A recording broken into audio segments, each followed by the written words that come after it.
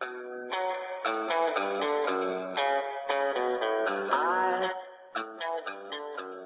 feel like getting high. Meet me on the corner. No, I won't be long yet. On the other side. Good morning, folks. I apologize for not having this in my previous videos. I'm just going to do a short one here. This was actually sent to me in early July, like around July 4th, by a friend of mine. Thank you, Teresa. And I forgot all about it because I've got so many things in my saved message. I just didn't scroll it far enough. But I found this to be quite interesting. It says, lightning will strike a monument, and my children, this will signal that your enemy's destruction and fall is great and is right around the corner, saith the Lord of hosts. Things are changing now. Major movements have been made, and territory has been taken back. You haven't seen it yet, but you will. Sacred ground, this will be in your news. The devil went down to Georgia. And this was supposedly posted on June 19th. They will say, this will be in your headlines. Major news will break in the state. No longer can they hide behind all their lies. The time has come for the pharaohs of today to end up like the pharaohs of old. A famous rock formation will be in your news. And this was from June 29th. I, the Lord, am about to rock the nations to their core. Nothing will stay hidden, and nothing will stay the same, saith the Lord. Now, I don't care for these whole use of the word Lord or God, Lord of hosts, whatever. I don't buy into that crap when you start really understanding, breaking down the word Lord or your, God, whatever. This is running on biblical stuff, and when you realize that the God of the Bible is actually Enlil, and you realize that Enlil is the bad guy, nah, I don't know about all this. And I've actually already shown my evidence that shows that it was not a lightning strike. Just plain and simple. Even if it was a bomb, it was not lightning. It was a gun. Because if it was a bomb, you wouldn't have seen that light flash. Someone would have just flipped a trigger and boom, it would have gone off. So I do find this interesting. It shows that it is being planned. It's being planned by man, and it is being fallible. They're just kind of writing on the whole Bible scenario, and of course with the whole thing with the pharaohs, and the Bible ties it to Egypt as well, as we all know. Now, I don't have figs with me on today because I'm just doing a short one. This is something that we've all been a lot of us have been chit-chatting about. Time capsule placed 6 feet below this spot on, and then to be opened on it. Those dates were not put in there. This was done for a reason. Okay, some people are like, well, why wasn't there? They didn't have the funding. They didn't have the money. Yes, they did. I mean, the guy that did this, with the granite, the place that he went to, they literally charged him a crap ton more, hoping that the guy would just say no. And he said, okay, no problem. Here you go. So, just to engrave them. So it's like that should tell you something right there. The funding was not a problem. It was left blank intentionally. Okay? So that's my take on this right here, is that it was left blank on purpose. Now, a lot of us are talking about this time capsule. However, now here, check this out. This is on Fox 5 Atlanta. Alleged time capsule beneath Georgia Guidestones, a bust after bombing forces demolition.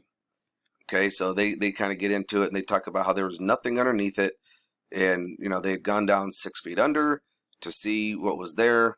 They dig down of the required 6 feet using a tape measure to ensure accuracy. Now this, of course, is in sharp contrast, but it's saying that there was nothing there. Okay, except for more dirt. This, of course, is sharp contrast to a meme going around on various social media sites who claim a signed issue of Playboy magazine featuring Burt Reynolds' signature. Signed by him, a Peterbilt emblem. So the Peterbilt emblem would actually tie to the trucking convoy that we had, not just here in the United States, but also in Canada. Burt Reynolds, I don't know how Burt Reynolds ties into it, but I mean, we all know about the stuff going on with Playboy. Let's not beat around the bush here. An 8-track of the Saturday Night Fever song. So we're gonna have to break that down. And several dozen Quaaludes were found in a box. Now, let's get to, so we'll keep this in mind here. You come up here to the time capsule, look at this, and it shows them digging the hole. Here it is, they're 6 feet down, showing that there was nothing there. Okay, and this was on TD, or Tiger Droppings, Political Talk, saying, sorry, there's nothing there. They looked, they found nothing, blah, blah, blah, right? Okay, so it's possible. It is possible. However, I've looked all over. And there, a couple of different sites have said that you have to have, you have to be a member. Like there's like probably 2 or 3 of them. And this one, you had to like acknowledge their terms and conditions of not messing with anybody. But anyways, so here we go right here. This is the only place that I've been able to like openly been able to get to. Time capsule only held 4 items. Explained Sheriff Melvin Andrews. A single 8-track tape of Saturday Night Fever, a Peterbilt album, a October 1979 Playboy magazine signed by Burt Reynolds, and a bag containing 1,734 Quaalude pills. Judas Priest, that is a crap ton. Okay, now the Quaalude pills in this range, it would be equal of about $2 million today. That's a lot of pills. I mean, let's be honest. And then it kind of goes on, after testing, the GBI plans to release 1,000 pills back to the sheriff's office, blah, blah, blah, and then they're going to be destroyed. So let's break down Saturday Night Fever. So the first thing I'd like to make mention, Saturday Night Fever. Saturday, the day of Saturn, okay, which is their planet, their god, their sun, which actually was our first sun. We were in a plasma bubble, and Saturn was actually a dwarf star that we were encapsulated by. Okay, there's a great guy, Greg J is his channel, and he actually does a really good job explaining this, and that also explains the color purple. They all wear the color purple because back when Saturn was our original star, there was a purple glow because we were in a huge plasma bubble until it got trapped by our sun now, which is Sol, and it kind of popped that bubble and it pushed Saturn out. But anyways, Saturday night, we also know that they do rituals on Saturday because Saturday is the 7th day. And the 7th day, if you want to go biblical, the 7th day the Lord rested. Well, then why are they doing Saturday night fevers? Why do they do rituals on Saturdays? Saturday used to be the day of worship, and then the Christian came around and let's move it over onto Sunday. So it really, there's a lot of connections here. But let's go over the lyrics. Listen to the ground. Earthquakes, dumbs being destroyed.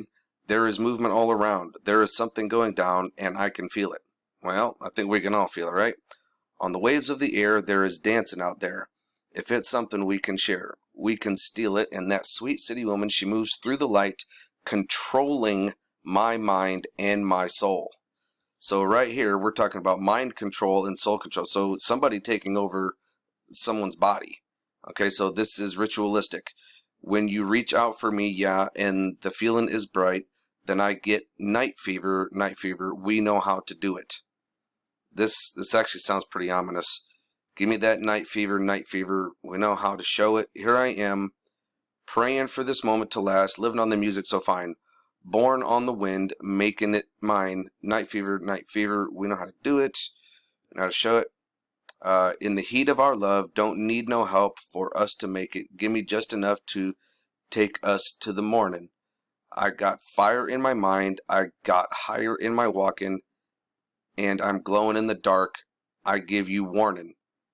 And that sweet city woman, she moves through the light, controlling my mind and my soul. When you reach out for me, yeah, and the feeling is bright, then I get night fever, we know how to do it.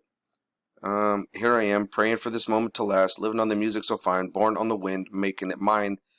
Night fever, we know how to show it, and that's the end of it. So, yeah, these words are pretty ominous. It sounds like somebody being taken over, that they're literally letting themselves kind of go or fall into a spell of some sort. This is a very ominous song here, folks. I mean, yes, they put a nice little beat to it, and good singers, so that way you kind of get into it and you sing it, and oh, it means something different. Man, does it? Or does it mean what I'm showing you here? It's all about hiding things. I mean, how many times have we heard like, oh, man, I like the beat of this music, or well, the singer's got a good voice or whatever, but you don't really pay attention to the words. You start actually reading the words of a lot of the songs that you like, and you're gonna start going, this is not what I was thinking that it was. When you actually sit down and actually just read lyrics, it'll kind of set you back a little bit, folks. So keep your eyes open, no fear, and remember that love is the only way forward.